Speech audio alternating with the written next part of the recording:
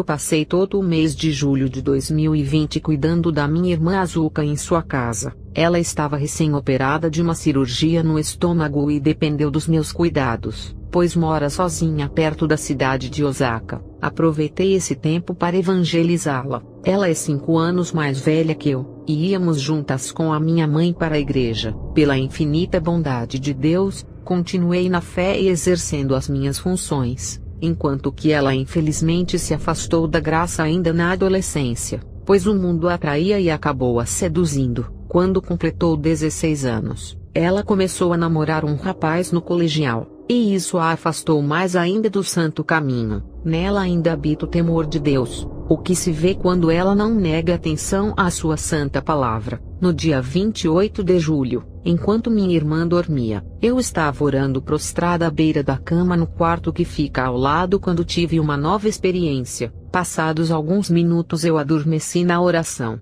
quando de repente, senti o meu corpo ficar dormente e gelado. Acabei tendo uma nova experiência extracorpórea. Eu podia me ver debruçada à beira da cama, e ao mesmo tempo estava a uns 5 metros de distância, quando finalmente um anjo apareceu no quarto de maneira semelhante da minha última experiência, envolto numa luz, a qual tornava impossível ver o seu rosto senão os seus cabelos médios que passavam dos ombros, e utilizava uma espada dourada na sua mão direita. Ele me disse: Naomi, o Senhor tem se agradado de ti pelo seu esforço e pela sua obediência. É do agrado dele te revelar mais dos seus mistérios no mundo espiritual. Tenho algo a te mostrar. Quando ele dizia isso, eu vi um grande buraco negro no chão do quarto, e eu me assustei, pois me lembrei da minha primeira experiência, e ele me disse: Vem.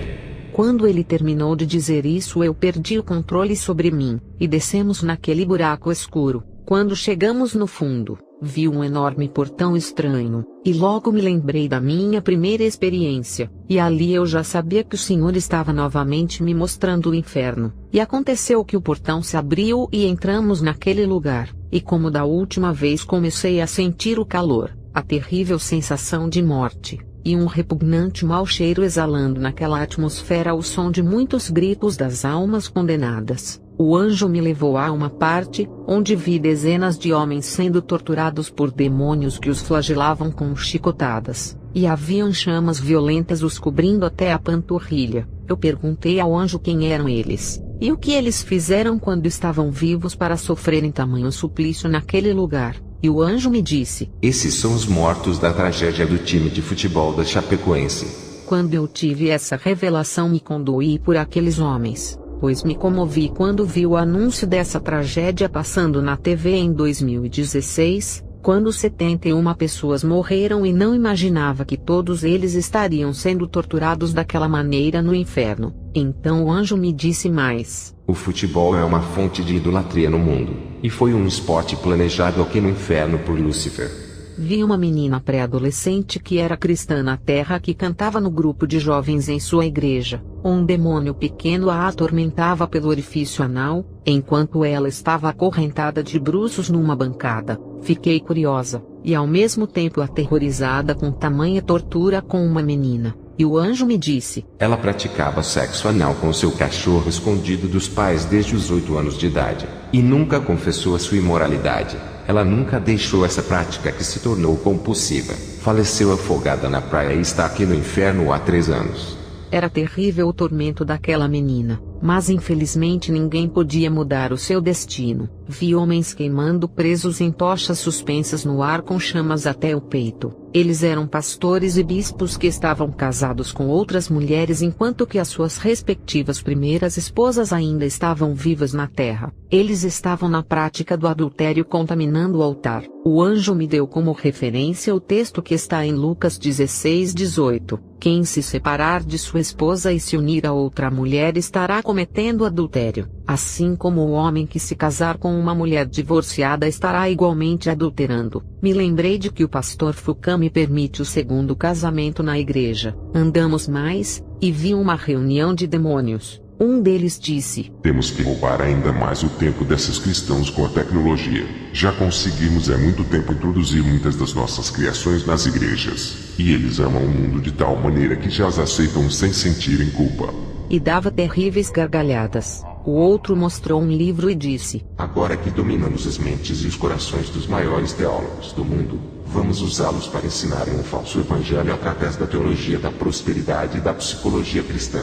E então, sem sermos vistos, saímos daquele lugar, e vi uma grande bancada de pedra coberta de livros empoeirados de filosofia bíblica e teologia moderna. Foi quando o anjo me disse: através desses falsos ensinos, muitos têm se desviado da fé e se distanciado da verdade, crendo em ensinos humanos para alimentarem seus egos. Nesse momento, eu me recordei do que Paulo disse em 2 Timóteo 4:3, porque virá tempo em que não suportarão a sã doutrina, mas tendo comichão nos ouvidos amontoarão para si doutores conforme as suas próprias concupiscências, e desviarão os ouvidos da verdade voltando às fábulas. Vi cristãos que estavam no inferno por serem demasiadamente questionadores e murmuradores, exesiam contra as revelações que Deus dava aos seus filhos, e perseguiam os servos de Cristo. Chegaram ao ponto de blasfemarem contra o Espírito Santo indo contra as revelações. Todos eles estavam deformados, metade forma humana e metade forma de animais. Vi também uma ala de cristãos egoístas no inferno. O anjo me disse que eles estavam ali por não terem em si o amor fraternal,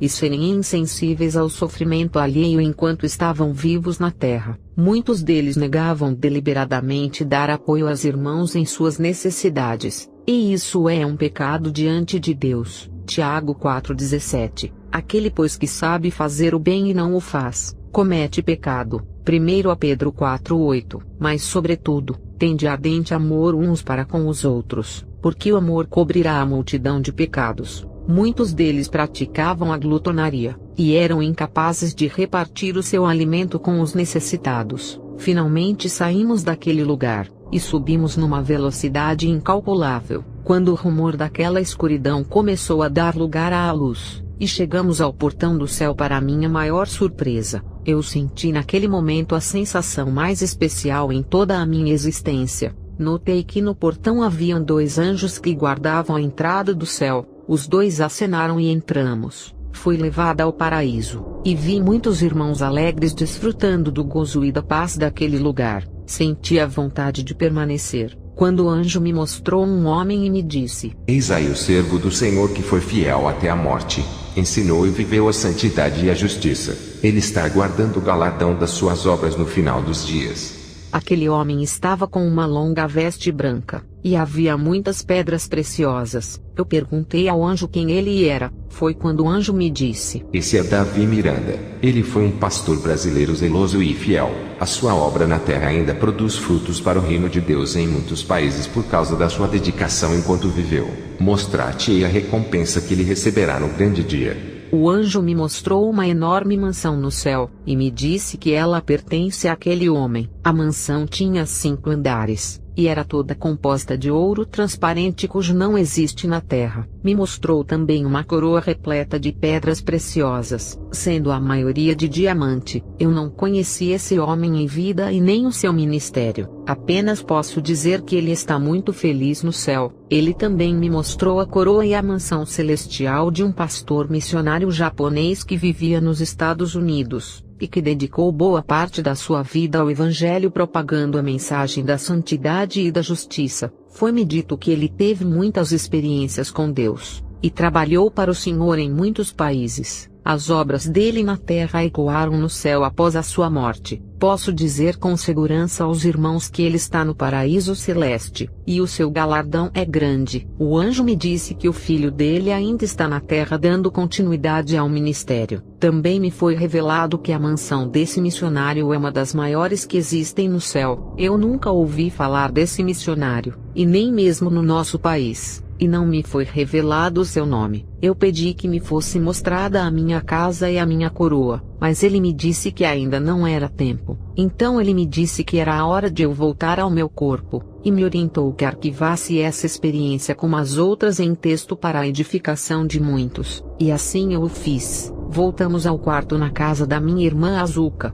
e eu vi o meu corpo na mesma posição de quando eu estava orando. O anjo me disse que eu deveria perseverar nas orações e súplicas me enchendo do poder de Deus. Ele me disse: Naomi, os demônios têm lutado contra as mensagens que o Senhor tem lhe dado desde o início. Eles têm feito com que muitos duvidem das revelações. Quanto a ti, continue firme como uma fiel sentinela, e no final receberá a sua porção naquele grande dia. Havendo dito isso, ele sumiu na luz, e então eu retornei ao meu corpo gelado, e já eram 6h43 da manhã. Depois desta última experiência eu fiquei 5 dias doente, e foi a minha irmã Azuka quem passou a cuidar de mim, pois a mesma já estava recuperada da cirurgia. Senti mais uma vez o amor da minha irmã por mim quando ela cuidou de mim doente, retribuindo racionalmente ao meu cuidado por ela quando esteve operada. Eu tenho esperanças de que a minha amada irmã retornará aos santos caminhos do Senhor, pois Ele conhece e sonda os corações. Queridos irmãos, a maior lição que eu tive nessa minha última experiência foi sobre o amor fraternal, que nos amemos sem fingimento e com um coração puro,